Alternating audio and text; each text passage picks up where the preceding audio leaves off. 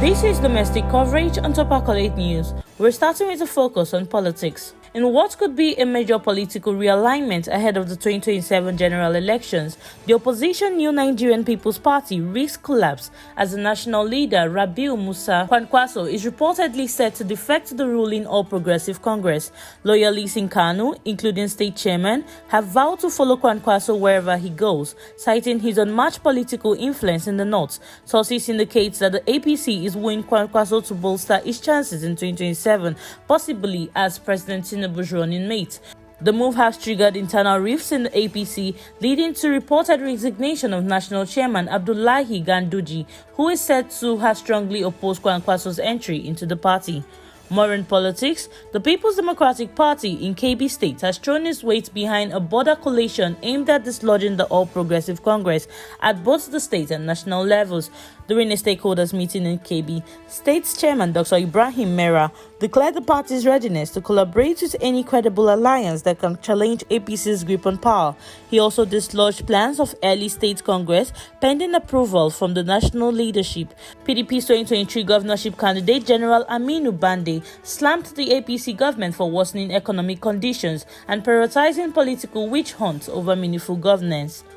Now in economy, state governments and the FCT received 1.6 trillion naira from the federal government between March 2024 and May 2025 under a special intervention fund aimed at tackling infrastructure and security challenges, according to a document from the Office of the Accountant General of the Federation. The disbursement drawn from non-oil savings were made monthly, with payments ranging from 100 billion naira to a peak of 222 billion naira in May 2024. However, the Civil Society Legislative Advocacy Center has raised concerns over the utilizations of these funds, citing widespread financial recklessness and a lack of accountability by state officials as insecurity and poor infrastructure persist despite the massive spending.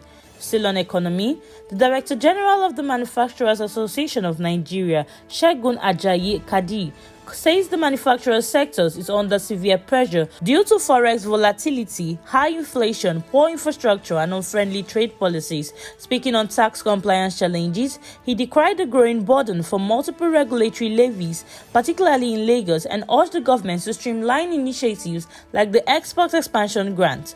Despite challenges, he noted that Nigerian manufacturers remain resilient, producing and exporting goods such as cement, leather, garments, pharmaceuticals, and steel. Segun emphasized that made-in Nigerian products are among the safest and most regulated.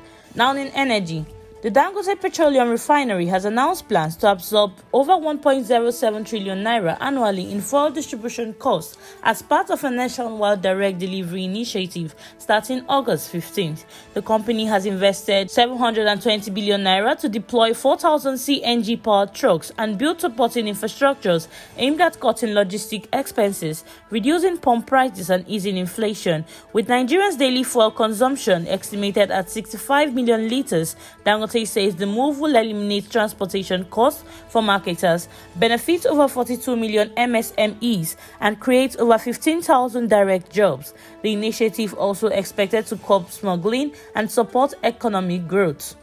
Now in crime, the National Drug Law Enforcement Agency has arrested former international footballer Segun George and his partner Emmanuel Chinedu over an attempt to smuggle cocaine into Nigeria via Lagos airport, with 800 grams of drugs found in Chinedu's bag. Also arrested was an European-based businessman, Emmanuel Chinedu, who concealed 5,000 tramadol pills in malaria drugs packed en route to Spain. Multiple seizures were made at the airports in Lagos and Enugu. A 72-year-old grandmother, Christy Ejaro, was also caught selling skunk in Warri Delta, while notorious dealer Mary Bolanle was arrested in Kwara. NDLEA continues to crack down across borders and states. Now in health, the National Healthcare Insurance Authority has sanctioned 49 healthcare facilities and 47 health maintenance organizations in 2024 for violating operational guidelines, following over 3,500 complaints, largely related to service denial, availability of drugs, and delay in referral authorization. According to the agency's annual report released on Sunday, 84 formal warnings were issued to healthcare providers while 39 were ordered to refund 4.38 million naira to 54 enrollees. Additionally, 35 HMOs received warning and 12 were directed to refund 748,200 to affected enrollees. NHIA Director General Dr. Kelechi Ohiri said the sanctions aim to enhance accountability, improve care quality, and ensure enrollees receive timely and appropriate treatment as part of the ongoing effort to achieve universal health coverage. That is the domestic news update for now on Super College News. Do stay with us for more domestic updates and developments. I am Blessing Bassi.